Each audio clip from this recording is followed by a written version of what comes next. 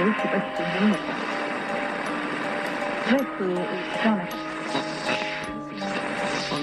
Isn't it weird? Isn't it weird? Isn't it weird?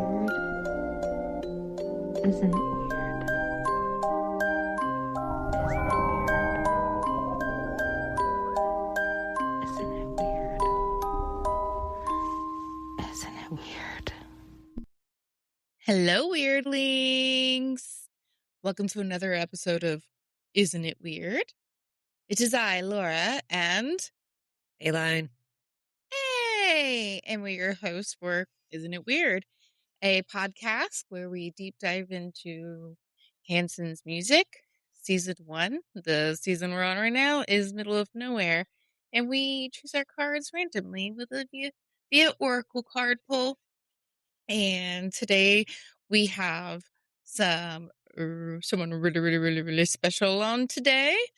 A special guest that I've known for a hot minute. Is short of A-Line. I have known her probably the second longest Hanson fan I've known in the world, and you guys would know her as someone massively creative and I think influential to a lot of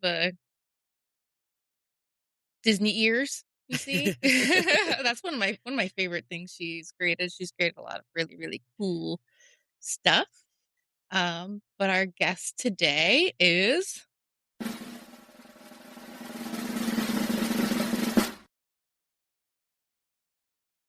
Callie. Hi, I'm here. Hello. Welcome. Thank you so much for being on. I'm so excited. Yeah. You were on our list of people when we first started talking about people we'd like to have on. You were definitely a name we threw around, and we're like, yeah, she's cool. Well, as We soon as love I her. saw that you were having friends on, I was like, I hope I get asked to the prom. Absolutely, absolutely. And I think that's such a fun part of this whole thing that we're doing is getting to have different faces in the community on that. 100%. Hey there, I know her. Yeah, we don't warn anybody. We're just like, all of a sudden, we're like, hello, would you like to do this with us? Hello. Yeah. We actually do that one person at a time. We have not approached anyone else. We just literally, we have a list in our mind. Yep. Yep. So if we haven't approached you, it doesn't mean we're not thinking of you, but there is a list in our mind and we're just doing One at a time. going down and hoping for yeses. Well, like I said, I'm honored. I'm super excited. I love that you guys are doing this. Like I said, I think it's really cool. It's just girlhood and fandom. It's some of my favorite things to talk about in life anyway. So yeah, it's really special. Yeah, it's super special to have you on. Like I said when I was introducing you, after A-Line, I met A-Line in 99. I met you in 09. Yeah, something like that. In So you're like Atlanta. 16. I remember. Yep. It was the Bamboozle Roadshow at Six Flags. I pushed a teenager that day. It was not my best moment because it was Bamboozle Roadshow. So there are all these alt emo bands there too, and these like little sane children, like little young people, and the jostling and stuff. And it was just, I did push a child, and then I turned around like it wasn't me. But not my best moment, but I did it. Hey, that's pretty cool. I didn't know that story. That's She was it was a teenager. It wasn't like a little child. I didn't push anybody's like young child. She was like 16 or 17. She could take it. It was 09 and it was at it was crazy. Rock. Yeah. I remember the shirt Taylor was wearing that day. Do you remember the shirt Taylor was wearing that day? Was it a Brave shirt? It was. Yeah. It was a good shirt. It was like yeah. baseball with a button up. Yeah. Yeah, it was really good. And you were like super instantaneous nice. You were like, hello. Yeah. And it was from then on history. And I think you were the one to tell me about Delaney's group. And then I told A-Line, I was like, there's a Hanson fan group, and then we all were got on the internet around the same time. Yeah, I've known Delaney around. There are a few people that I met in like the walk, the mini iterations of the walk tour era, you know, walk around the world, take the walk, Soul, all of that, the people that I met in around like 07, 08. And so you're also one of my oldest Hanson friends too. Like there are only a few that I've known a little bit longer than that. And so, yeah, that's super cool. I didn't know you knew her that long. Well, that's so awesome. But we were solely internet friends until we met in real life in Tulsa in probably 2019. I think that's the first time that I ever spoke to her in real life. And I just walked up to her and I was like, "Hey, you're Delaney." We had only been internet friends before that. So Delaney too will just be like, "Hey, yeah, you're that way." Well, and I have a little bit of a superpower that I am really good with faces and names, and I really do just have that kind of encyclopedic memory for people, and especially if I've interacted with them online or if they've ordered from my Etsy shop and I've had to interact with them and I know their name, you know, repeat customers, that kind of stuff. I will know you even if you don't know me, and that does freak some people out. I don't mean it to be creepy. I just know everybody. I can't help it. And so, yeah. A-Line is the same way because she'll be like, you know, so-and-so and so-and-so. I'm like, I have no idea. And it's someone that she ordered from Etsy from her. And I'm like, I got no clue, man. I just know everyone's faces because I'm always interacting. And they might not even remember me half the time, but I've just got a thing. Like, I've seen them around. I'm like, yep, that's who that is. Yep. I might not even interact with half of them. I just know everyone from... Same. I don't, just because I know everybody. Yeah. Even if I don't know you, even if I haven't talked to you, I bet you I know who you are. It's funny. It is the complete opposite for me, unless I've like touched your hair. And then if I need to touch your hair like 3 times, I tell all my hair clients, I'm like, give me 3 times. You sound like the moment I get in their hair and I actually start cutting, you'll get this too, Callie, because Callie also does hair. When you start cutting their hair, it's like their whole life story comes back to me. I'm like, I remember who you are now. I can, and then I tell them everything about them, and they're like, "You didn't remember me 5 seconds ago." I'm like, "I do now." To touch your hair to make that happen, but I have that opposite problem with you guys. I'm like, "Come again?" I got lists. They're all in there. Kudos to you guys. Kudos. It's like a Rolodex in this brain. We go in. I go into my mind palace when I need to remember stuff, and sometimes there's a punch bowl inside the mind palace that I have to rifle around in until I find what it is. But I can always come up with it. I love it. I love it. Speaking of rummaging around in your mind palace, what is your favorite concept for one of your designs that you've come up with, Hanson? That's such a tricky question. One of my favorite, I could tell you what like my best sellers are and the most popular ones. But probably my favorite is the vintage travel postcard that I drew in the style of like, I can grab one actually.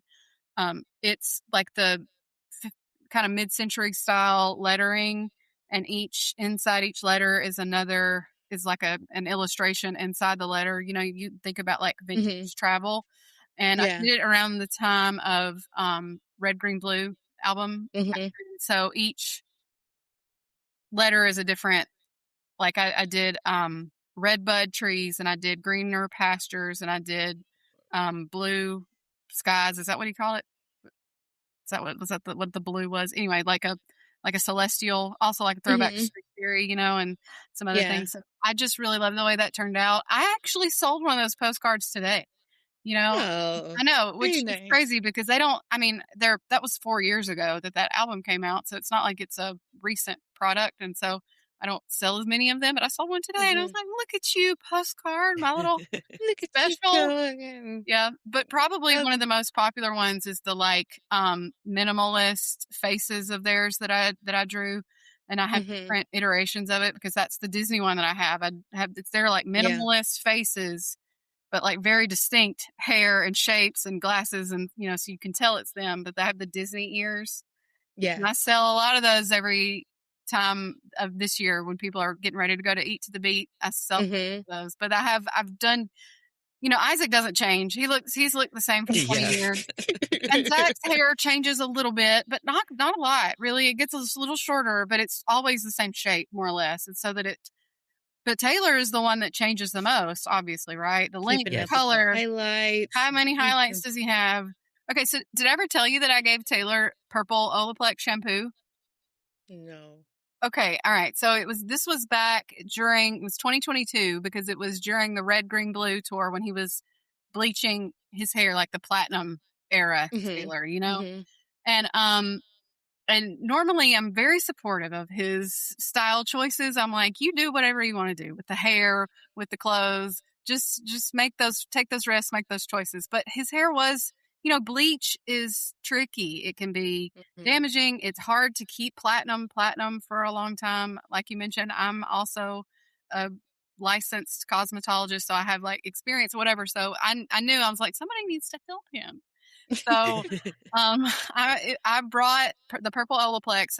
We got a meet and greet because this was the year after COVID. So we had been signed up and paid to go back to the island in 2021, but then it got canceled because of COVID.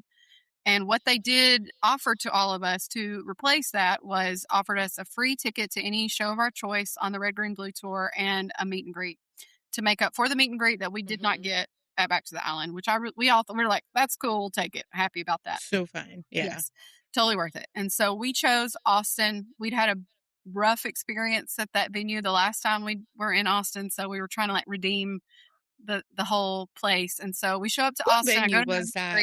Were you talking, what venue did you have a rough? Emos, are you talking about Wintry Mix? Yeah. Oh, I don't remember that, but you'll have to it was not any people's fault, but it was like the venue staff was really weird about the lines and they can be just the lines. Oh my god, the drama. That's right. But it wasn't the fans, it wasn't the people who were having drama. It's the way that they were letting us in, and we were trying so hard to govern ourselves. You know what I mean? And be like, can you just let us do our thing? Like, we have a democracy in this. We will take care of each other. and they were like, no. And so anyway, it was just very stressful getting in. And we camped out. I was like third in line and I was still not anywhere near the front row. And it just kind of was what it was. You know what I mean? Like, that's just how the cookie crumbles sometimes. But we were trying to reclaim our experience there. So we show up to our meet and greet and, do our photos, and I bring him the Olaplex and I explain, this is what it is and this is why you use it and this is how it works, and, don't leave it on too long, all this stuff. And that man, I'm telling you, he came out on stage with icy platinum hair. It was still damp. Like, he immediately in the shampoo, I gotta go take a shower. Used it immediately. He said, thank God somebody finally You're welcome. Tried to help. I pick on that hair so much. Actually, a couple weeks ago, was it Delaney's episode? On our Patreon, a video, they couldn't hear it, but we had a video go and we react to like a video that we bring up of the song of the week. And his hair was that platinum. And they couldn't hear the sound. So they're just going back and forth about how crazy Taylor's hair was. I was just saying, I will never say the hair is crazy. Like you said earlier, Callie, he goes and I look at his hair like timestamps. Yeah. Like you said, Isaac is pretty normal. Zac doesn't really change. Taylor's hair is a timestamp. I do it with my own hair. I can be like, okay, I had the split bangs. No, I was all blonde. No, I was all this. Yeah. That's how I know what year it was. And I do the same thing with the era of hair. Yeah. Like that. There's Taylor String Theory with the bun and then the more fuller beard. It was his like biker era. Yeah. Yep. Yeah. That was one of my I think about that. The one with the sucker outside of yeah. Oh yeah. Buck Adams. That black and white. Yeah. About that a lot. Yeah. Anyway. It was good hair. It was like after the beard cleanup. Yeah. And I feel like there was like a bigger attachment to the beard almost than it was to sometimes his hair. Leon. Like I remember Leon had a name. Yes. Had a name. I forgot almost. It was in there. But Callie was saying, like, keeping up with his hair, drawing it, that is a pain in the butt. Because you can kind of, like, rework Isaac and Zac over and over, and they're genuinely the same thing. But Taylor... You got to start from scratch. Yeah, you have to start from scratch because you never know what that boy's going to look like. And that hair is never the same twice. I have so many drawings of him that I'm like, well, got to do it again. Yep. I think that's why I drew Creepy Steve so much. That particular design, I have done multiple iterations of it so that I'm sort of matching what his hair looks like right now-ish. Yeah. It actually doesn't really match right now. It's much shorter in real life than it is on the shirt, but people are buying it, so it's fine. It's recognizable. It is. And the ability for his hair to dry so perfect, right? Without any like heat, like, or any sort of really like influence on it, you know? They all obviously they all have impressive. great hair. Just the whole, you could see the whole family has great hair genes. Right. And we say this and not in a like, I'm sure there's minor fangirling in there, but I feel like as a professional, I look and I'm like, dang, what? Like also, that cuticle is so, even being stressed out, it dries very smoothly. Do you remember the story or the time about the time that I ran my hands through Zach's hair at Back to the Island? Do you remember that? I did listen to your podcast episode where you were talking about touching Zach's hair. Yeah. Well, we were up there playing Family Feud and just yapping about hair stuff. And I don't even know exactly, but I was talking about coloring hair and the science of that. And he leaned over. We were just bantering. He leaned over and he said, do you think I need to, this would have been like a few years ago. He's gotten more gray since then. But back then he's like, do you think I need to color my hair? Do I have a lot of grays? And I went into consultation mode. I'm proud of you. Like I said, your hair looks great. Do you think I should dye it? I've got some grays. Bright blonde. I went into professional mode. Like I blacked out and I said I reached in and started moving it around. Doing this? Yeah. Did you dive in right here? Did you like go no, I did. I went right in at like the part and flipped it over so that I could see in here where in it. I went all the way in and flipped it over and moved a couple times. And the whole crowd, that's when the whole crowd behind me went, you're living every girl's dream since 1997. And then I came back into my brain. Right. I promise her brain was in hairstyles. You like disassociate. You don't think like that. When you're that way, you're like, pardon me, Zac Hanson. You need to go over here for a second. And you're like, you can imagine. And then I came back to myself and I was like, what have I done? Sorry. It's very thick though.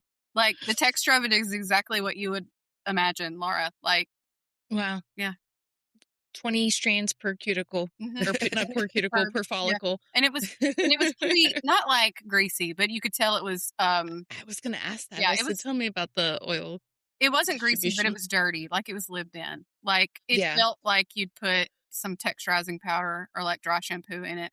You know what I mean? But it wasn't greasy. It was just like a second day, third day with that kind of thickness. But yeah. And if they're in those, I guarantee if he's in any sort of pool water, which I don't know if they have salt pools at, because they don't stay on site in Jamaica. They go, I think, some sandals or something like that.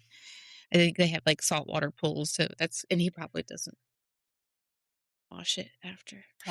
He probably's like, this is enough. My face. Just his personality screams, this is enough. He's got better things to do. He needs to wash it. It's fine. It's clean. I just drink out the water. Yeah. Anyway, Zac Hanson, if you're listening, is that what you do? Zac Hanson, if you're listening, I'm sorry. He leaned over, like he was in on it. I don't know. Something happens during Family Feud to that man, and he turns slightly feral. Yeah, it's fine. I appreciate it. I appreciate the interaction, but he does get a little feral during those Family Feud moments for sure. the first time that Taylor hosted it, I was like, are you going to be okay? Like, are you going to be able to? Can you Are keep you up? Yeah. What was your theme? What was your theme during Family Feud? Do you remember your question?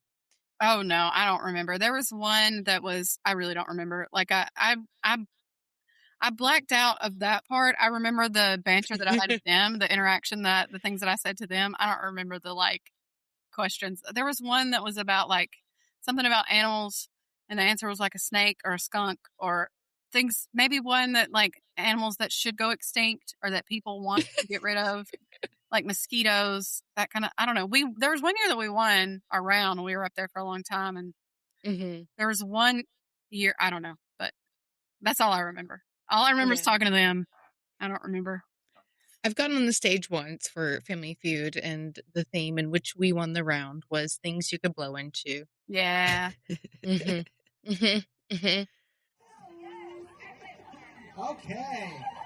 Good job. I know you do. Yeah. You guys know all kinds of stuff about what people blow into. We'll talk about that later. Okay, so And Zac made a comment to me afterwards. He said, we all know about things you can blow into. Yeah, we do. But we'll talk about that later. Yep, we will. And I'm like, and you looked right at me, and I said, sir, you are a bishop. Stop that. We're about to do some real dirty talk about dirty things. Is that what we're supposed to say? Is that what you got it all? You're nasty boy. No. We had some strangely erotic talk. Never mind. I got confused.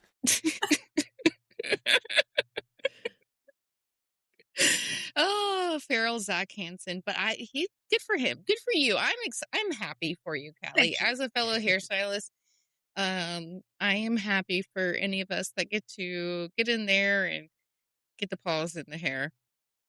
It was once in a lifetime kind of experience, I feel like, and one of the ones that I was not anticipating to ever have. So that doesn't really you don't really put that on your like Hanson bingo card. No. Little you would be like probably lose her mind. Little me would already lose her mind at the amount of times that I've been able to chat with them or interact with them or go to their concerts, much less touch their hair. So right, and here we are as adult women getting to live our younger self dreams. Thank gosh we are adult women getting to do it versus. Oh, goodness. I can't even imagine. 14-year-old me just froze. You could have handed me any opportunity. I wouldn't have spoke. I would have stood there just like frozen. I did. I mean, you've been with me. Yeah, it's been a mess. You still get a little quiet sometimes, but it's okay. But that's why you have Laura. Yeah, exactly. Yeah, I was push her in it. Yep. Say, get it. I come out of my shell. I freeze and just say the dumbest stuff. They're just men, but they're the men that created the music we love, right? The dudes. That's how I get it at the end of the day. Yep. There you go. Callie, what's your favorite tour that you've been to? Whether it be for the experiences you got to have, the set. That is so tricky. I mean, because I've been to all of them with the exception of 2 that I missed, either because a hurricane canceled the one tour, the one that was the Florida, that was a Tampa show in 2004. Yep, I was supposed to go to that one.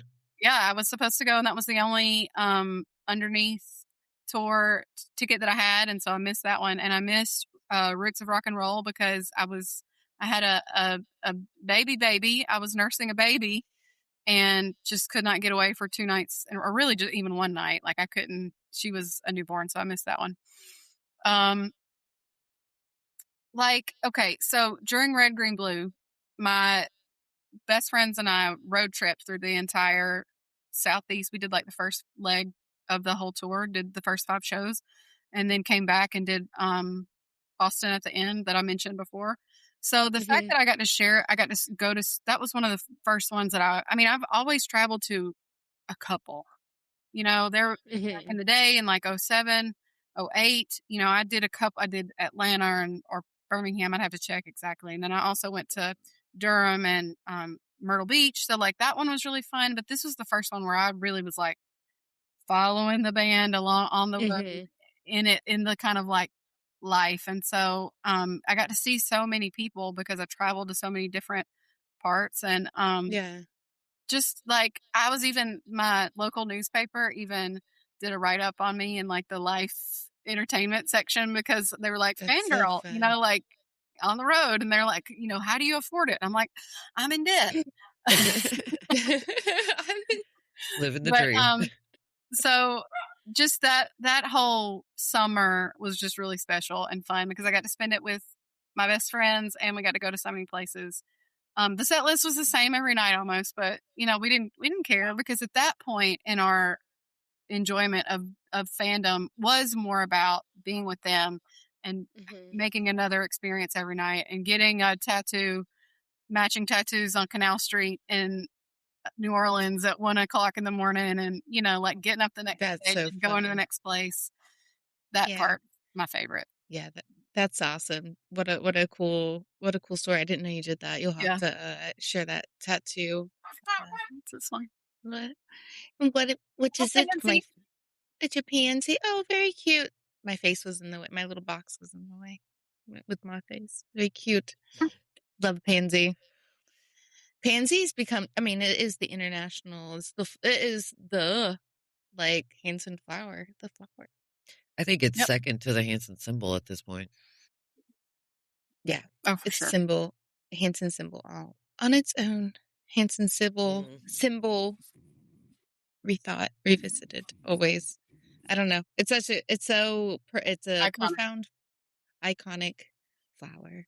I love it so much. Aileen, do you have any questions for our lovely guest? I think you asked the first one. It was kind of like where my brain was going. The graphic one, As a designer, I'm sure you guys have. Yeah, I'm trying to think of a way to word something like, okay. Yeah. Where do you pull your ideas from? I have such a like vision, like visual.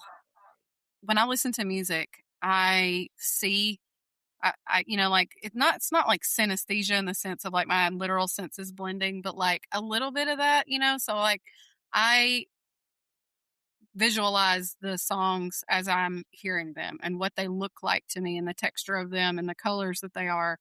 So it's the song lyrics that get it for me for sure, and what they make me feel like and what it evokes in me and like what do I see. And so I think we have a lot of that in common. That's kind of how a lot of mine comes about too.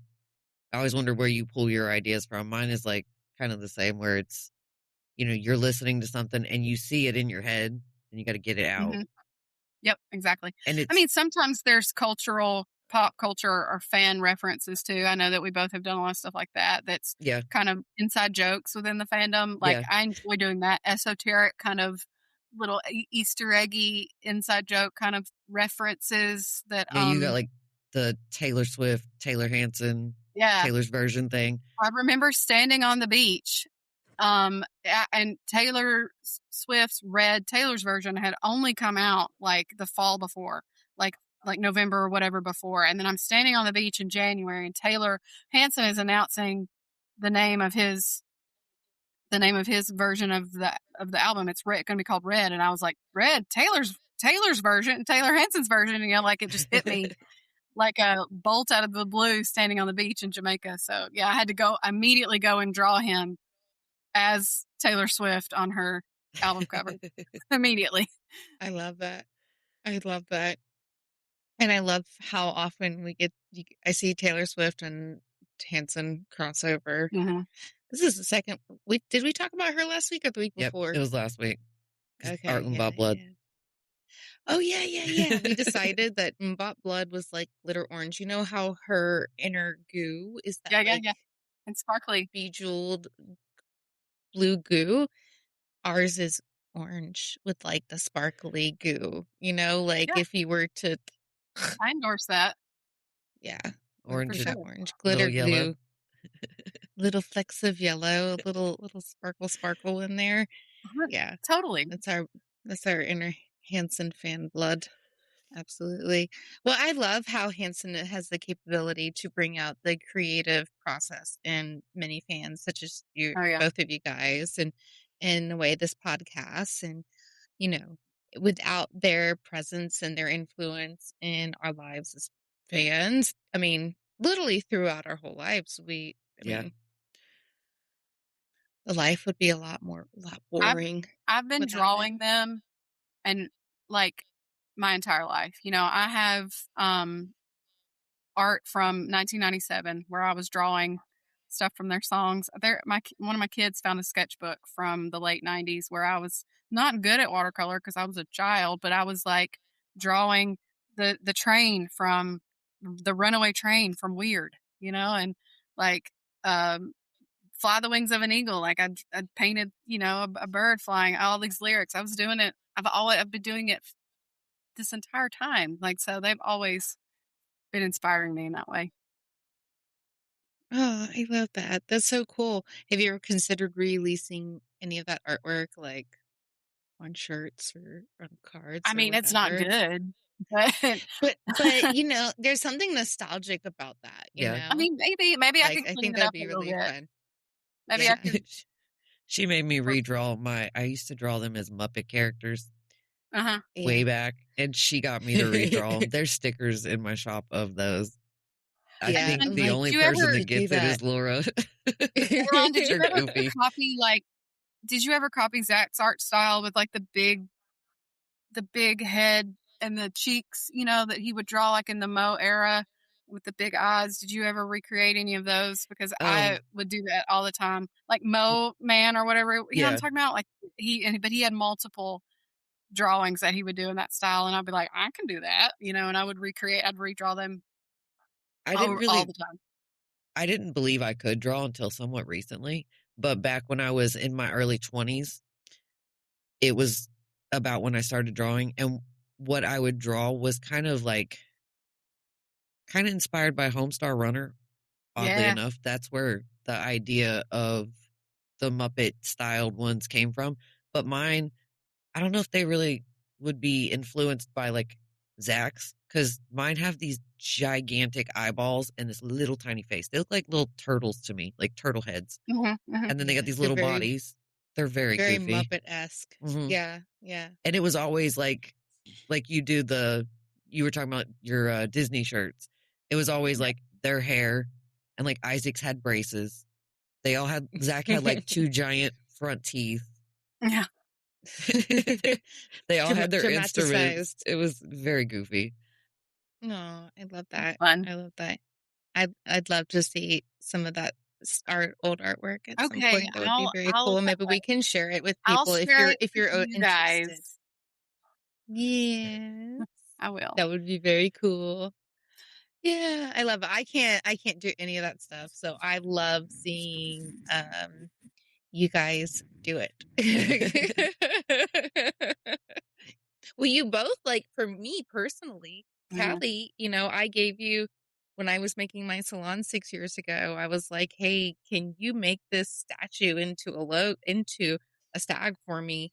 And you did, and you created my salon look, my salon stag, and I can use that thing all the time. I'm like, click, click. And A-Line's taking it and made other little background renditions. And I'm like, hey, can you do this for me? Like, I have zero talent. Like, I do try some Canva, but I'm not creating like you guys are. And so, man, both of you guys are little talent things. I appreciate it. Anytime. Anytime. And I still have, outside of my salon, I still I need to actually get it reprinted because I'm doing some reworking some things in my salon coming up August 4th. It'll be shown to the world. But I have that sign still where, when one shines, we all shine. Yeah. I think that's what you put. And then I believe you have Conchetta in that graph. There's like 6 of us in that graph, and it has the featureless style that you do with like the Hanson faces. And I've had it in my window of my salon 6 years and I love it so much. So it's awesome. Thank you for creating, guys. It makes me so happy. You know, you forget, like, it's really cool when I'm at a Hanson show and I see the people wearing my merch, like, or my t-shirts, and you go through your regular life and you don't really think about the fact that real people in the world have your art in their house and in their closets, and that's might be their favorite shirt. They reach for that one every time it's clean, and like, that's just really, I'm very humbled by it, honestly. Like, I do always, Ayla, I don't know if you ever do this. I think you should, but I always go up to people and say, I made your shirt, because they're always so excited. They're like, no, this is so cool. And it's such a special moment to like meet somebody out in the world that, you know, is wearing your art on their body. Like, so humbling. And every time it happens, it's old. I get real shy. So I just kind of like usually stand there and I'll tell Laura, I'm like, hey, look. And she does it. Yeah, and she'll do it. Hey, she made your shirt. Yeah, I will. Like, hey. I'm trying to come out of my shell. This whole production here is getting there. I love being a cheerleader for you guys. I think there was a Epcot that I was with you, Callie. Not this last one. Callie was there when I was on that date. He sat down the whole time, Callie. I mean, honestly, it couldn't have gone better. I'm going to go back to me being supportive of you in just a second, but I want to tell you that it couldn't have gone better with that mini, like, tropical storm happening and us having to huddle like penguins under the umbrella. He's like, what are you guys doing? And I was like, listen, dude, this is part of it. Like, if you can't get with the program, I also, we don't have to derail things, but that was my 100th Hanson show. Oh, and we were going in. And we were not abandoning ship. Like, no way. No way. We had a mission. So, yeah. Yeah. There was a tropical storm that came through Epcot last year, and it was show 2, ended up getting canceled. And he's like, so we're going to like go. I said, we were You're so from the line. So we could still see the stage. We just weren't in the amphitheater. We were at the front of the line to be ready for show 3 so that we would be able to go in first. And when this tropical storm blew up, I mean, the wind was insane. Deidre appeared with ponchos like an angel. You know, somebody had an umbrella, and I just put the poncho on and just hunkered down. Like, we were into my little penguins just there tucked under. Because we knew, you know how it is. We talked about this goes by. Yeah, it's Florida. It's fine. Yep. Yeah, and you know how the lines are. You know, and I would have been really frustrated also if I was those second show people who had to get up out of my seat and leave. You know, and so we were just like, it's going to be intense. Let's just stay right here. We'll be fine. Laura and I like slept in a tent during a Tulsa tornado warning.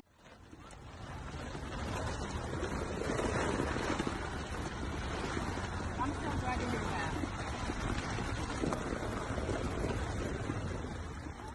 Like, we've done this before. It's fine. Yeah. So we stood our ground and we stayed in the line. And we were able to go and get front row on Taylor's side for that show, which usually doesn't happen when you wait in the other side. Yeah, we got really, really lucky. Now, I did accidentally knock over a rope and go the wrong way, and I got fussed at by a cast member. I was not doing it on purpose. I got confused. Trying to get to them. And anyway, I went the wrong way, and I would normally never. I'm like, I'm sorry. Please don't tell Bob Iger or Mickey Mouse. Don't kick me out of this. I'm a nice person. I'm not crazy. I just got confused. Anyway, so we did end up in the front row. And it was on Taylor's side, which was perfect. And there was like 6 of us in a row together, which was really special. Like, all people that I know and I'm friends with got to be there. And I had a sash on that said my 100th show. And I got my very first set list that night. I've never gotten a set list in my. I didn't know that. I've never gotten one. I've either not been aggressive enough, or I've helped somebody else get it, or I've just kind of, just given up at the fight for it. But I really wanted it. And y'all helped me. Y'all all were like, hey, hey, hey. And it was. Oh, it's my favorite. It was easy this time. I didn't have to like put my elbows out or fight with anybody for it. Well, I think if like several people are hollering at the stagehands for one person to get it, they're not, instead of a bunch of people fighting for it individually, they're going to be like, okay. And it just happened so organically and easily without there being any, so it just really special. And it was Taylor's set list. And that was really awesome. But then the problem was technically that wasn't my 100th show, y'all. That was 99. Because they canceled show 2. Yeah. I was only at 99. Show 2 never happened. And so I was like, what am I going to do? I'm leaving tomorrow. I love this. And I'm standing there in the line after the crazy. I love this story. Before the 3rd show, when we were back in line, all these women around me were starting to like figure out the logistics. Well, what time does your flight leave? And can you get to Boston next week? And can you do this? And we were strangers even. My friends were doing it, but strangers were also like, what about this? What about this? And so we realized that my flight didn't leave until like 8 o'clock the next night. And I was with a friend who was a cast member, so I could get into the park again the next day without having to, buy another park admission ticket. So I could go the next day. So I ended up staying an extra day, and I went to the first show, the 5:30 show, and stood in the back of the amphitheater, watched almost the whole thing. They got to Mbop, and I was like, okay, I saw it. Run. I took a video of you running away. I had a video. Like,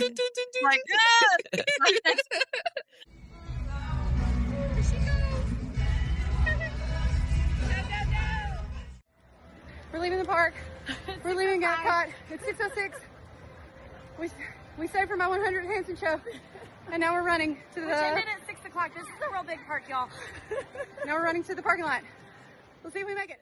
Run all the way from the very back of Epcot, where the America Pavilion is. It's about a half a mile, or maybe it's a whole mile. It's a whole mile from the very back to the very front where the parking lot is. Get my stuff out of the car. Catch the Uber, get to my gate. And I walked up to my gate at the Orlando airport. I mean, I was looking, I have pre-check, and I was watching the TSA countdown, like what's the wait like? And in the Uber, I walked right up to my gate as it was boarding. Made it from the back of Epcot to my gate in about an hour or so. It's such a great story. Yeah, and it was worth it because I got so worth it. 100. I got all 3. Well, I got Taylor. I saw Taylor and Zac myself before that show, and they signed my set list. And I left it with my other Laura Shearer, and she stayed and got Isaac at the end of the night for me.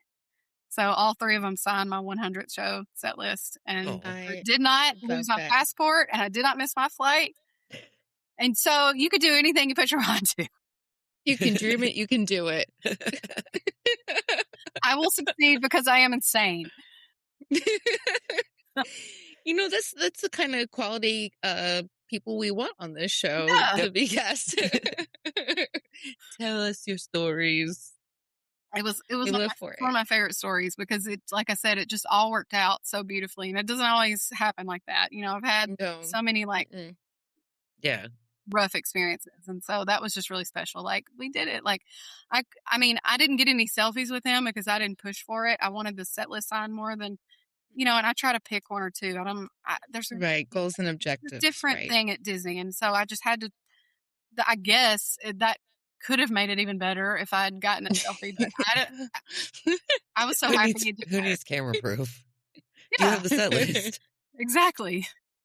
And you do have camera proof of you clean. Yep. I was saying, and you videoed her running away, so there is proof that she was there. And that was one of the nights that Taylor came out and videoed the crowd, and we're in that like in the so I guess it kind of was good that the guy I was on a date was sat down so we could all be in the picture together. Yes. Get out of the way without him. I did come the next day though, and I'm glad I came the next day so I could witness you. I wasn't going to come the next day myself, but I rode the Guardians of the Galaxy ride, and I was like, I need to bring my kid, so I had with me. I got to meet him. I remember. Yeah, what a cool kid. Yeah, he and Everly are only like 2 weeks apart. The tween years, they're a little rough, man. Mm-hmm. They're a little rough. We'll make it though. We'll make it. Oh, maybe my undoing, but we're all in it now. A-Line's kids are about that age. Mine's 12, going on 30. It's a lot all the time.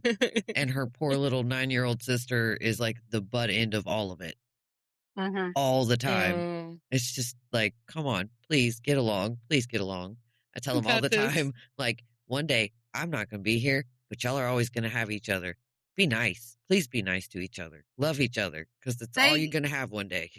Kids they're not born, they just don't have all the empathy that they're going to get right away. You have to teach them how to be empathetic. They forget that other people are real people when they're really little. You know what I mean? They don't think that other people are people. And so that kind of comes with age and with training. And so she's empathetic to everyone but her sister. Yeah. That child has a heart of gold. Like, she has pretty severe ADHD, but she has always, since like VPK, she has always picked out the kid that gets picked on and taken that child and nurtured that child to make sure they're okay at all times. She has done it every single year. She still does it. And she's going into 7th grade now. She's still that kid. But if you put her with her sister, it's just like, what is wrong with you? Why are you so kind to everyone but her? She loves you so much. It's so bad. But they can't live without each other. Right. I think that's also it. There's like a delicacy, but when you're like extremely close, I think sometimes the people who are closest to us are the ones that get the realest versions of us. Yeah. They drive each other nuts. Oh, and then it drives me nuts. They'll be besties one day. That's what I told them. They'll all be besties one day for sure. I tell them all the time, man, y'all make me so glad I grew up an only child, because I couldn't have handled boxing it out with my siblings constantly. Me either. It's too much. No. I'm like, what's wrong with you? Only child. Callie, do you have any siblings? No, I'm an only child too. Yep. I was only child of 21 years. I don't know if you were at the table, Callie, when I did this survey, but it was in Tulsa at one point, and there was a group of 12 of us at one of the restaurants, and I did a survey asking everybody like if they were only children, and about 90% of us were only children. Huh. So, fun fact, interesting. Yeah, like in brothers and family unit bands, I thought deeply into that, and I still think about it a lot too. There's something about that. Being an only child, and really there's something special about Hanson. I think it's because they're also a family. And I don't know. Never thought about that. That isn't something to ponder. Oh, yeah. Little tidbits of thoughts. But no, I thought that was because I was listening to everybody kind of have their conversations about being sibling or not. And I was like, most of everybody here is an only child. Oh, that's really interesting. Wonder what the science is to that, why we're doing this. Yeah, what are we doing here? With the sibling situation. Are you going to any shows this summer, or have you been to any? I haven't been to any since that 100th show that I sprinted away from. I haven't been to any. It's just not worked out for me. And like they've been in not weird places, just weird compared to where I'm at. But I am doing Epcot again this year for 3 of the 4 days. Yeah. So last 3 or the first 3? The last 3. Saturday, whatever. Yeah, I'm coming in on Saturday. So very cool. Our goal is to be there as well. So we'll see you. Yay! We're going to have our little mics. We'll be pulling people to talk to. So yeah, it'll be fun. It'll be a good time. Man on the street. Lots of ideas. Yeah, we do. We got lots of ideas. We're super excited about Epcot, and I'm so happy you're going to be there. Yay! We were trying to get Ashley Wool to come too. She's like, I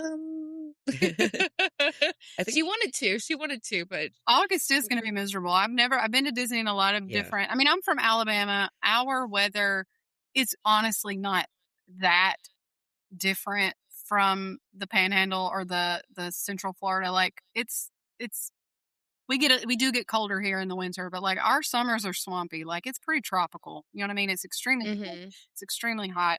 really high heat index. But I don't go outside, right? You know what I mean? So like, Yeah. I've done Disney in the summer. I've done it in like June and July.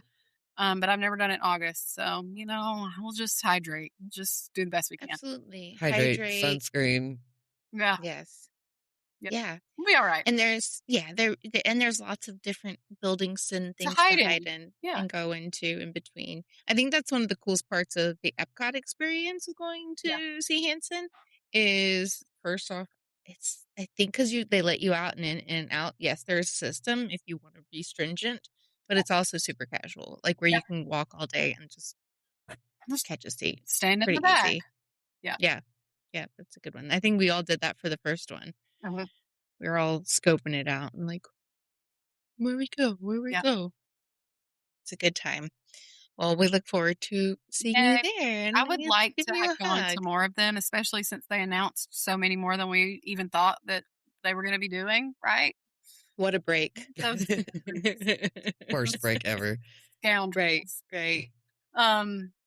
It's a confusing time to be a Hanson fan. Yeah. Right now. I went to Tulsa. We were the ones who accidentally broke the news of the wall being painted. The wall. Yes. I felt very strong feelings about that. And you guys did. You were like, they were like doing it while you guys were there, No, right? they had just done it though. Like I'm talking about within days. It was we were literally the first people that noticed, that saw it. We were there. But there are construction crews still there. There were some people, they were working on the alley, but they had finished painting the wall, but they were doing some other work in the alley. And it was the same crew. Yeah. And they're probably like, we just work here. We were just there to visit.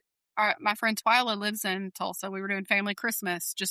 We had been to Tulsa the Christmas before for the Christmas ball shows, and we were just like, this is fun. We're together at Christmas. We'll do it again. We brought the kids, and we had an Airbnb, and there was no Hanson. I mean, we saw Zac once on the street, and like, hey, but it was not a Hanson trip. It was just in Tulsa, and then we accidentally ruined everybody's Christmas by telling them about the mural being painted over.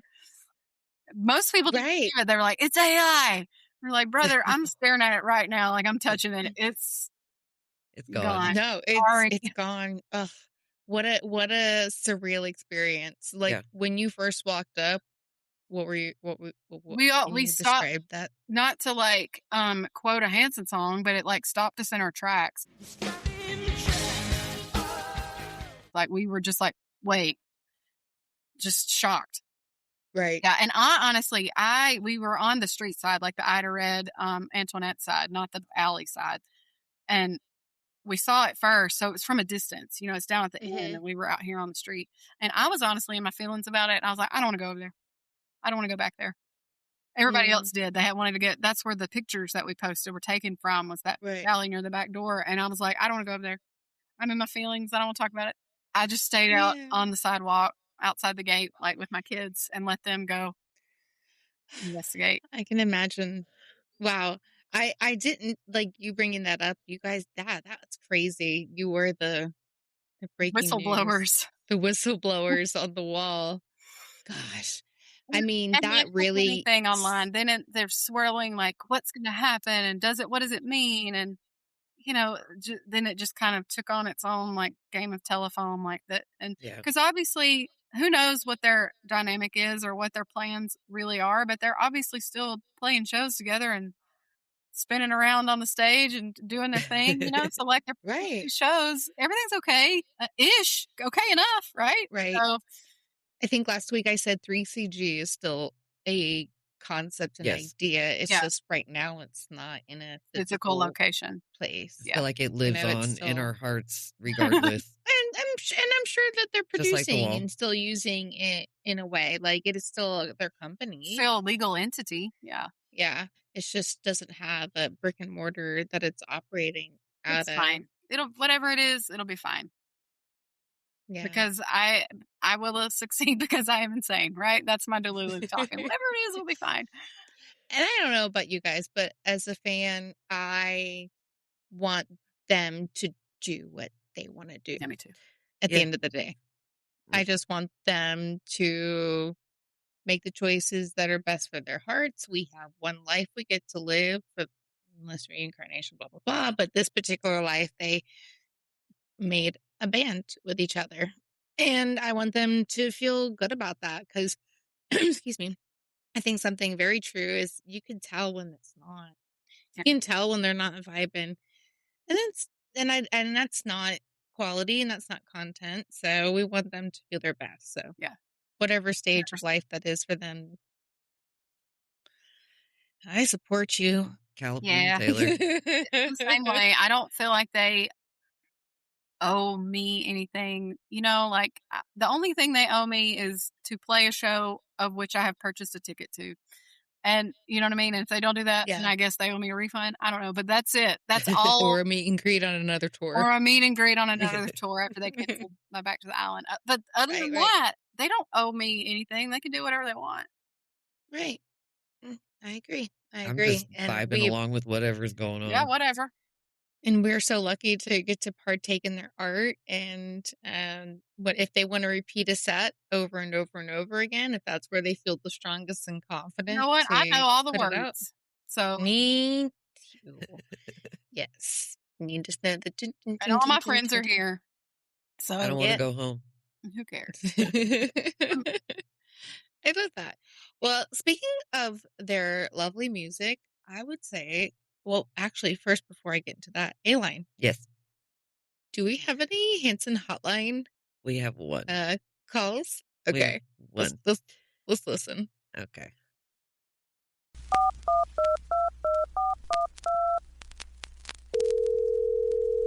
Hello? Is this the Hanson hotline?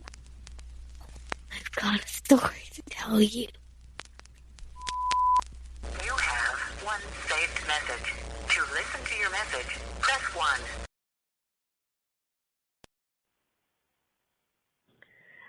Oh my goodness. Okay, bye. Wow. That was it. That was wild. No name, no content. Nothing. That was it. Well, thank you, caller. I too feel sometimes very excited and overwhelmed. I still have the original hotline number memorized. Told y'all I can remember things. Yeah. What is it? 918-446-3979. Fairness. Thank you. Impressive. On command. That's beautiful. Well, that was a very awesome, sweet, short phone call. I guess that can be kind of how Hanson feels like when they accidentally calls them. They're like, oh my God. Well, if you call ours, I don't really want to give it away, but I can see why she would have that reaction. Oh, yeah. But at the end, it says, just kidding. Yeah.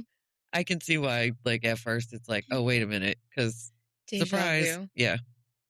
That's cute. That was actually super adorable. I bet people get really silly if it was Hanson one, if that was actually. Did y'all ever, you might have answered this on another episode, but I'm going to ask you again. Like, did you ever get through to the old one very much? Did you ever get lucky and leave a message or? I think I've gotten through. I got through like 2 or 3 times. Yeah. I never called it. Oh, I called. I did. I waited for like the internet to tell me what was going on because my mom would have tanned me. Me and you, I spent all of my phone call money on calling Laura. Yeah, I would call and it would be like, it's just $2. Yeah. Just a second. Yeah, it's fine. It's fine. It's not like that $400 phone call to my friend. One area code away. Yeah. Ran up phone bills. Crazy. Eli and I were bad kids. Oh, so bad. We were the worst. Yeah. I'm jealous of that because I didn't have any like childhood Hanson fan friends. I got just bullied relentlessly, just like into the ground about it. And because I was not an online child, or teen. So I wasn't on any of the like chat rooms or the groups or things that were more popular before social media happened. So I was very alone in the world until I started traveling for shows and started meeting people in real life. Yeah. Yeah, and seeing people. Aylin and I, another episode, we talk about how we meet. Like someone that she knew from her childhood moved to my city, which was like an hour and some change away. And I was like wearing my Hanson shirt, and she's like, "Oh, you need to meet this girl. She's just like you." I love She's just like you. This is my favorite part of it is that we all had the same experience. We're all the Hanson girl to somebody. Yep. Yeah. You know, and we all had the posters on the wall. Like nobody. We all had the same. How did we live the same life and have the same experience? And the collective experience. I was in a vacuum. Like I was like, my friend put some posters on her wall. I think I like that. I'm going to do it. No, I just did it because like it's like you know like. Your brain or your instincts are like fangirl must be to the wall. Like you just do it. Did you have an obsession with red, green, blue as well? Yeah. Like, so I had braces from 5th grade to 6th grade, so like 97 to 98, and I got them off in 98. And not only was I had the pop-in retainer, like the old school like roof of your mouth retainer, and it was like marbled red, green, blue. And so they let me keep my braces when they took them off of me, and so the rubber bands that I chose for them, like in perpetuity, like these are my commemorative braces, were red, green, and blue. That is so funny, and no one told us to do that. Like none of their personal merchandise. No, I knew that was their favorite color. Therefore, that was my favorite color, and we clung onto that back to them so much that they finally embraced it themselves. Go ahead and around the times of Mass Singer. I wore a red shirt because I'm a Taylor girl. Hello. I love that. I wonder if that's still their favorite colors, or like they're just humoring us at this point. I mean, Zac drives like a blue truck and has like a blue phone. I think it is. Yeah, I bet so. I mean, they embraced it finally. With their last album, but color code and Mass Singers, the little microphones were different colors, and you knew which person was what doll, and only the fans like who knew that, and I love that. Oh, I love that universal color code, Hanson fan code, so sweet. It's special. It is. I love it.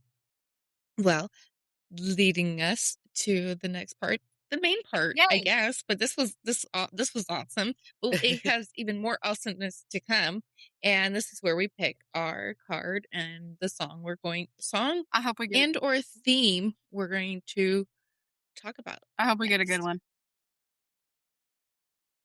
Yeah, I'm trying to think what would just not be good by this point. I feel like we drew the first episode. It wasn't good. It was the first card we drew for this whole thing was With You in Your Dreams. We're like, all right, we are just doing it like this right off the bat, you know?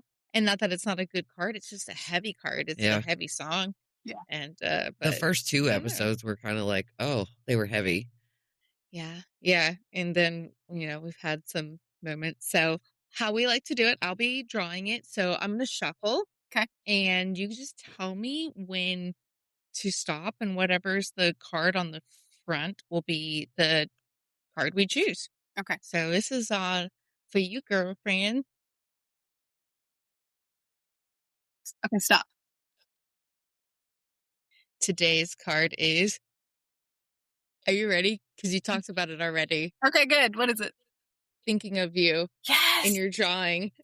And it's funny because when she said her drawing, I was like, oh, our card. Wait till you see the card. It's very similar to my drawing. Yeah, that's when you said you drew that. I was like, I did too. And almost identical to what you said. Yes. Oh, I love that. It's the first song on Middle of Nowhere. Fly the wings of an eagle.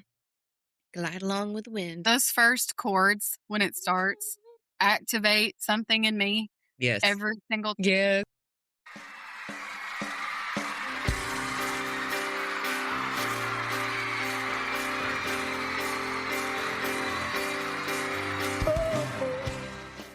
I was just thinking literally the exact same thing. I was like, every time I hear that, especially on the, was it Tulsa, Tokyo, or no? Yeah. The road to Albertine.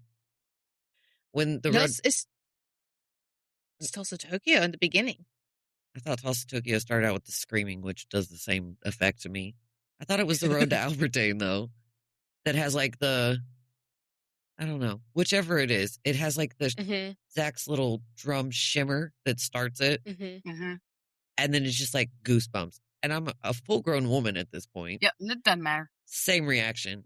From childhood. That's the special thing about this kind of music. The first, the quote, the first music that you fall in love with is more than just like it literally like takes you back in time. We're doing time travel, and it's just it's obviously not the first Hanson song I ever heard, right? Because I heard Mbop and then Where's the Love on the radio. I actually didn't buy I begged my mom to let me buy just the CD single because I was trying to be like humble, I guess, or like not to ask for too much or whatever. And so I was like, I just need Mbop. I just need the single. And then I heard Where's the Love like on the radio, and I was like, oh no, I need this whole CD. I need the whole thing. But it doesn't matter. Those first few chords of Thinking of You, and when they play it live, I mean, it's not one that's like super duper popular compared to some middle of nowhere tracks. Live, it doesn't matter. Every time I'm like, oh my God, let's go. Love it. It has been performed. Speaking of popularity, they have played Thinking of You 336 times. 6 of those were virtual, so 330 times in person, which is fairly low compared to like Mbop numbers, which are in the thousands. And so is Where's the Love. I'm gonna look. I've seen it 18 times live. First time being September 1998. And the last time being October 19th, 2025, which was Epcot show. I'm gonna find. I've got mine pulled up. I need to find like. I've seen it 4, which seems pretty low, but my show counts nowhere near y'all's. And then the last time my first concert is the first time I saw it, but my last time seeing it was, I think it was Break Green Blue. Yep. July 17th, 2022. Yeah, that was the RGB tour. I've seen it 6 times virtual. You catched all the virtual shows. Where is it? No. Here. Okay, thank you. It's, I think because they don't play it a lot, like comparatively, I've seen it the same amount of times as I've seen Weird, which is 18 times. So I know when I do hear Weird or anything like that, I'm just like, oh. But Thinking of You, it gives me a very similar feel just because I know it doesn't pop up as frequently as, the ones, the more highly popular one. I have heard it 19 times, same as Weird. Oh, okay. That's good statistics. We like this. This is why I like this part. The statistics part. The first time was July 5th, 1998, so Albertine tour, and then the last was also with you. We had the same first show. I think we've talked about that before. Yeah. Me and you went to the same first show. Yeah. Oh, that's awesome. That's so funny. Isn't that just like the craziest thing? You guys were in the same little place. I've met a few other people that have the same first show, and I'm just always like, oh, so exciting. Not that we would have ever seen each other out there. That was it's massive. I was way out on the lawn. Yeah, I same. had binoculars. Yeah. I didn't care. I was so thrilled. And I remember I'm not a dork. I'm not going to talk bad about my little young self that way, but just so fangirl from the get-go and so transported by it. And I remember when it was over with, just wanting to like engage with, I was like, that was amazing. I was yelling a lot. I was like trying to talk to other people, and I was like, wow. And everybody was like, okay, like, wow, weird, so. If I could have spoke after, I probably would have spoke to you. I was the one standing on the lawn, bawling, holding a can of silly string that was empty, and I couldn't talk. I could not formulate words because I was just so shocked that it was over and that my dream was just ended. It was like, my dream's done. I fulfilled it. Now I don't know what to do with myself. Yep. It was just devastating that it was over. I couldn't wrap my head around it. Yeah, I can remember what. Now, Callie, did you see them more than once on the Albertine tour? Just that once. Because you know how it was. I think we've all had that like one. Yeah. Yeah. And I was really lucky that my mom took me to that one. I remember when she told me that we were going, I couldn't believe it. I, just never thought that was ever really an option. Are you for real? And then, she took me to the This Time Around tour, also in Atlanta at the Tabernacle. And that was also kind of like, I got checked out of school and missed volleyball practice. I had to sit the bench the rest of the because they were worth like, it. And who cares? Because I'm still going to Hanson shows and I don't play volleyball anymore. So, see which one had more influence in your life. Exactly. And you've made more money probably. I was going to say, which one made me more money? Right. For me to just turn around and spend it seeing more Hanson shows. But anyway, just the fact that I was able to go then as a kid and as a teenager was like unbelievable. I can't believe this is happening. And then, to get to make that choice again as a teenager in a grown adult's body to still be able to go, just really special. Sometimes when you go as much, you hit these like triple digit numbers. It's possible for some of the special to wear off because it's like a little more routine. You're like, I was here last night and like I've heard this song 50 times, but I'd really try to not let that. I try to still be in the moment every single time and remember what it felt like when I was 12 years old in 1998 and there for the first time and couldn't believe that I was even breathing the same air and even if this was even a possibility. And I try to remember that feeling because it's still special. It doesn't matter how many times I go. Like, I'm still like, I can't believe I'm doing this. Like, I can't believe we're here, so. I think that every time I'm at a show, I'm just like, gosh, I can't believe I'm here. Here they are in the same bodies that were performing for me, 28 years ago. Like, crazy. It's crazy.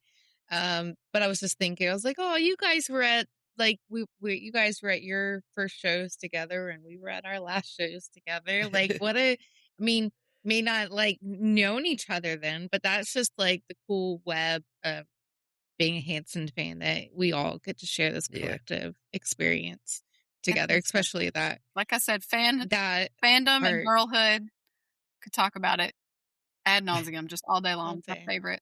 Yeah. It's one of my favorite topics too. Just being a fan, and loving it and appreciating it for what it is and the influence on your life. Like, maybe it's sad. I don't think it's too sad, but I don't think I can think of my life and exclude them from it. No. Like a whole facet of my personality would just be like if we did an Eternal Sunshine on my brain, it would have much content if we took Hanson out. Oh no. It would just be like 80%. You'd be like 80-20. I mean, imagine that. 80% of you's gone. What's the 20% to, what are you filling that in with? And you would have a lot more all cats. The people you meet, all the people, it probably a lot more cats. But also like the choices that we've made in our personal lives because of Hanson. Yeah. The steering and directing because of a connection or whatnot, that the influence of them in your life, setting us out that way. I think it's really special. And I think we're very lucky because not everybody gets to have this kind of experience. And some people may call us odd or weird for it, but it's truly experience that it's unique. Yeah. And not everybody gets to have it in their life. So I think count as being very special. Yeah, I'm very grateful. Yeah. Thanks, Hanson. Yay. If you guys are like done and this, you've created what you're going to create it as brothers, thank you. I hope that's not the case. However, thank you for it. We appreciate it. 100%. I still need to read the lyrics. You do? Oh, yay. Well, we want to read the lyrics, so we're reading booklet first? Yeah, I'm going to read the booklet. This is what I wrote about what the card symbolizes, but then Laura can dramatically read the lyrics to you. All right. Thinking of you.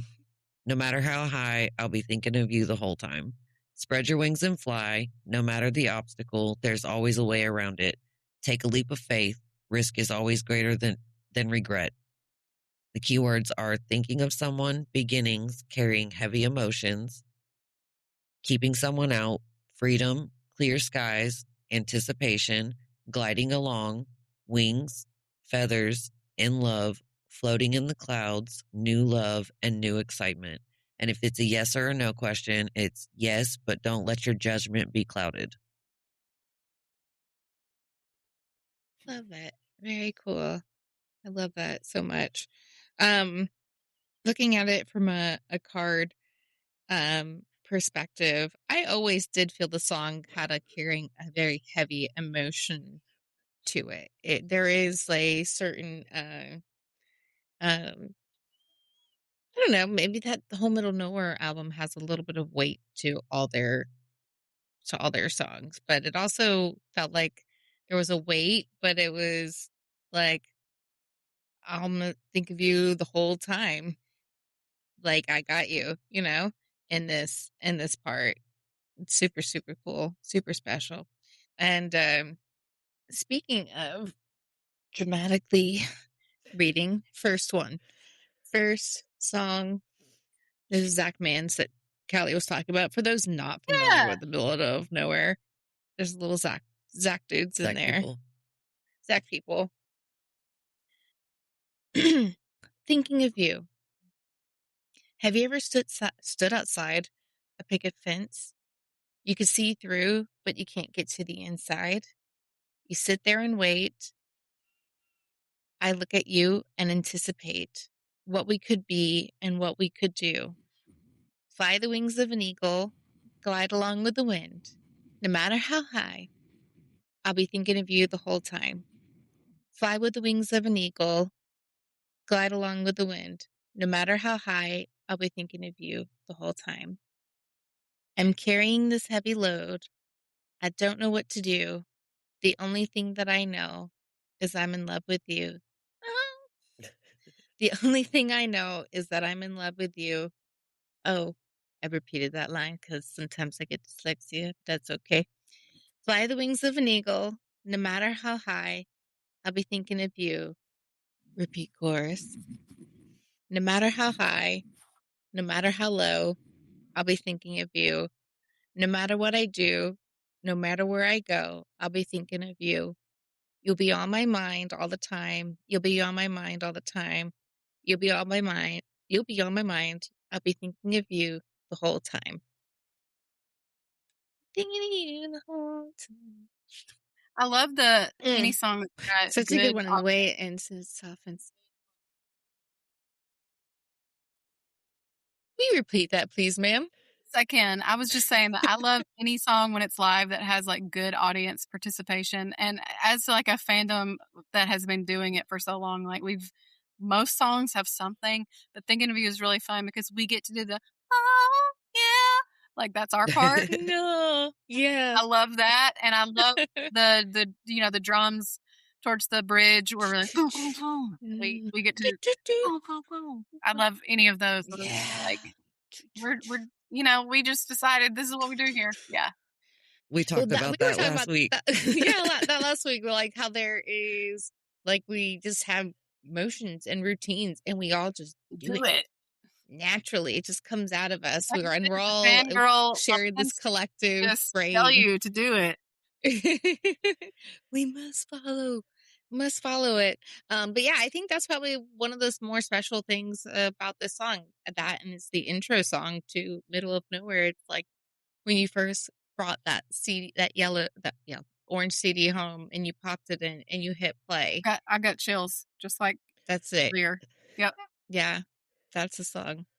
I can't wait to listen to it when we're done tonight. Yeah. Well, we actually are after we're done recording. For those listening who don't know, we have a segment that's called Isn't It Weird After Dark on our Patreon where we react to the song in some shape or form together and we do a little bit more gabbing. And it's a little bit, sorry, cat earthquake, where it's a little bit more in depth and we have fun and we act a little bit silly. A little sillier. It's awesome. It's awesome stuff. Speaking of our Patreon, we're going to hop on over there briefly and do a tarot card pull. to pull this all together. And we'll be right back.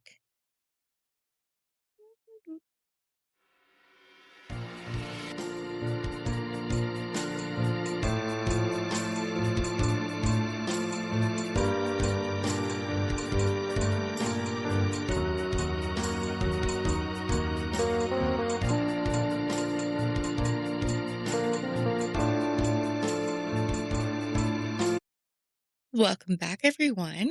We just had wonderful card pull over on our Patreon, and we also learned that Hanson is going to be playing in Georgia.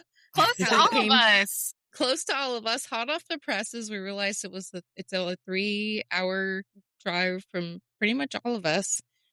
And on October 9th, they're playing the Georgia State Fair. And just so quickly, it was put into the calendars, ready to roll out. I'm requesting PTO right now.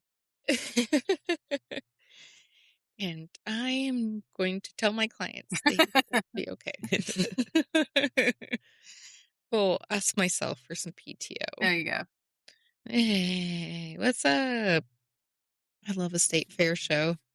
Haven't done one. Because, listen, they always I think the top tier state fair show that I went to was the State Fair of State Fair shows is Wisconsin. I was going to say, was it Wisconsin? I've never been to a state fair because the Alabama State Fair is like... I've been to a few. I don't even know if we have a state fair, do we? Like, I think it all comes out of a suitcase. Doesn't that would be in like Tallahassee? I think so. I don't know. It's probably in like Orlando or something like that.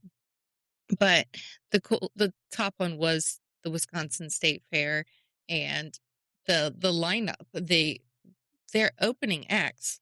Let me tell you, one was the 4-H Club of Wisconsin, 4-H Club, and they did chicken dance, and I danced with them.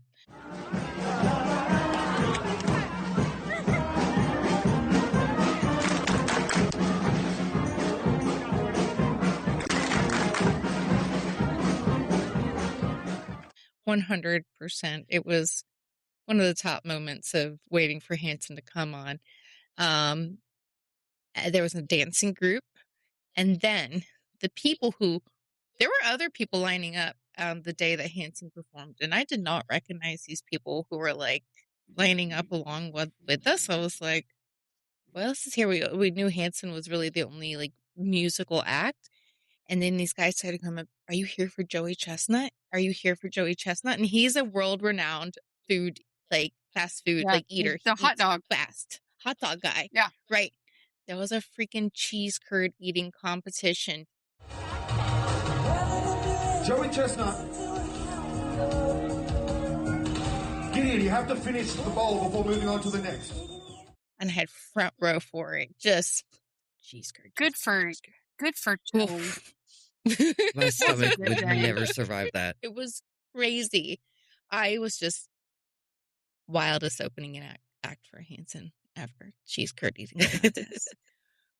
And there was people lined all up to see Joey Chestnut. They're like, are you here for Joey Chestnut? I'm like, nope. No. And they're like, what? Who else could you be here for? And that particular show, they had, the rides that you can go, like the Sky ride where you go around, like you can go around an amusement park, but they basically start you one end and then take you all the way around the festivities in the sky, right? Like a skyline? It's like a skyline kind of cart that you can like be in, and it would goes around the perimeter of the fair.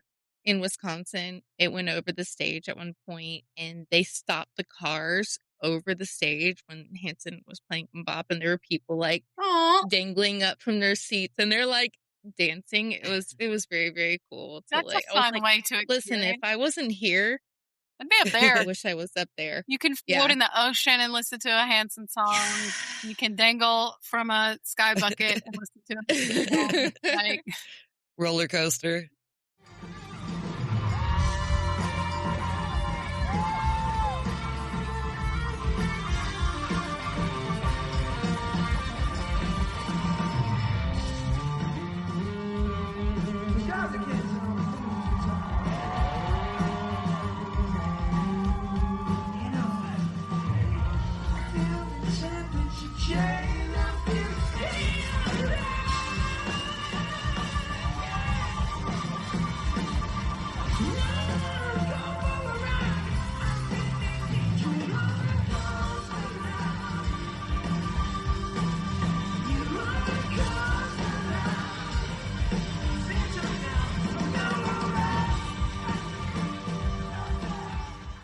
roller coasters. Yep. Yeah, that would have been freaking sweet. Yeah. But we did not ride any coasters when we saw them at Busch Gardens. Aylin and I saw them in April, and I got comp tickets to Busch Gardens, but my car accident was a week beforehand, and I was like... Listen, I still can't bend my wrist. I was like, girl, I don't know if I can make it. That girl I can't bend. It makes me sad. Yep. I'm still struggling through stuff, but I told Aylin, I was like, first off, that's all I got. I ain't got no car. Oh, it's your left too?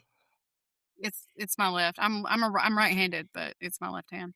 Yeah, but when you're hairstylist, like, because my lefty, my main hand got messed up from the accident, but I did not break it. Callie broke her, and then had to have surgery. Yeah, and there's a plate and stuff in there.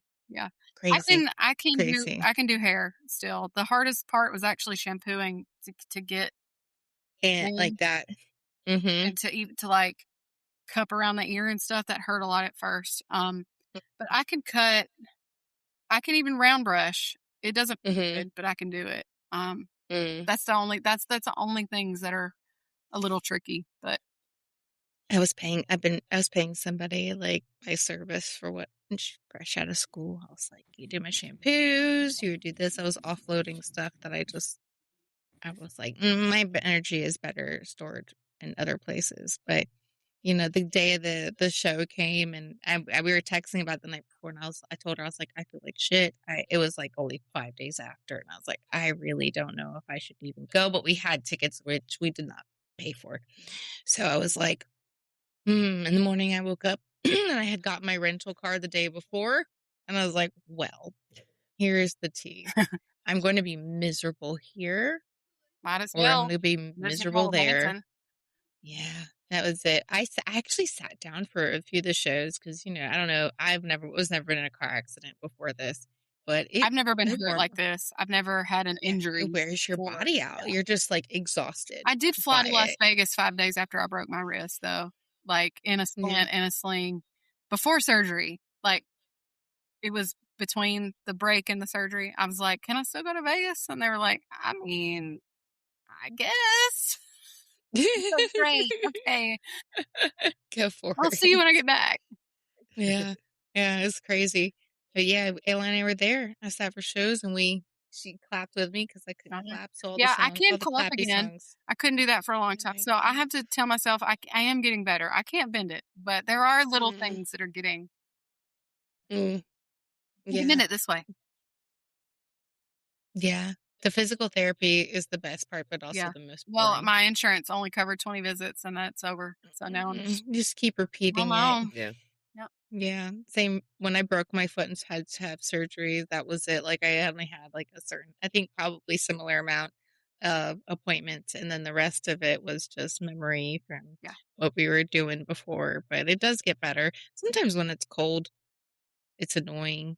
I don't know how far, if you have like screws in your are on the outside or anything, but man, when you whack it, I'm always hitting my ankle on things. I'm like, yeah, it's more. I honestly try not to think about it too often because I do have a fear that it's like not going to be the same. I'm not going to be able to go to the gym the same. I'm not going to be able to do normal things the same. Like it's only going to get to a certain point, and that's as good as it'll ever get. And that's how I try not to think about it. Yeah. Because what if it's fine? I don't. It could be fine. Yeah. It could just take a while, but I do get scared. Sometimes it does take a good while. Just you with PT, just the things that they taught you, you've got to do them daily. You have to do them daily. If you slack off, it's easy to fall out of the repetition. It will regress you. I have been going for my neck, and when I finished, I was like, cool. I feel better. I stopped. Everything locked up on me. I'm like, great. I'm back to square one. Now I have to do it. I have to do it by myself. It's easier when they're making me do it. And getting massages on it for the scar tissue. Yeah, I get massages anyway, important. And that I've got some parts that are like really like not to be gross, but like it's kind of crunchy in there. It feels like gravelly, and I'm like, what the hell is happening? Built up scar tissue. All these like getting a little tiny roller, like a gua sha. Yeah, but one little more texture on it, just to roll over that like softly. They have those on kind Amazon. Break it down. Maybe use some arnica. Like I'm not a doctor, everybody. I just pretend to just play know one on shit TV sometimes. I don't know if you've ever given like skin advice to your clients. You're like, listen, I am not a dermatologist, but yeah, this works. But please consult your primary physician for all those things. Well, here's to future Hanson shows. Yay! And catching up with each other. And thank you so much for being on and sharing your unique experience as being a Hanson fan, being a creator in this community, and facilitating some of the coolest Disney ears we see out there. I'm sure we'll see some. And we'll run up to them and say, I made your shirt. Yeah. Yeah. Yeah. I'll be encouraging it from both parties. I think one time when I went to Epcot with you, I was like, look, he's wearing your thingy. Yeah. And then A-Line, I'm like, he's got your shirt on. She's like, he's got my shirt on. Yeah. Like, yeah, guys, it never gets old. Yay. No, because we're not famous. So it's just like, it's so different to see what you made just sitting in your house on someone. You're like, oh my gosh, you really like it. It's so humbling and such a unique experience. Yep. So cool. Every single time it happens, it's so cool. Yep. Yeah. I know. I have a few shirts of yours, Callie, and I'm a big fan. It's real cute. Real cute stuff, man. You too, A-Line. I'm a big fan. Big fan of both you guys. Ooh, I got little spinners. Aw. Thanks. I'm just here. Woo, with my little imaginary spinner clickers for you guys. Yay. Well, thank you so much for giving us your evening, Callie, and I had a great spending time. it with us. Thank you so much for inviting me. So fun. It is. It's fun to be just in girlhood and just reminiscing and sharing our own individual Hanson stories. So I really appreciate it very much. Well, everybody, A-Line, do you have anything else to add to this today? No, I think. Well, everyone, thank you so much for joining us on this episode featuring Thinking of You and having Callie on. And we'll catch you next week. Stay weird. Stay wild.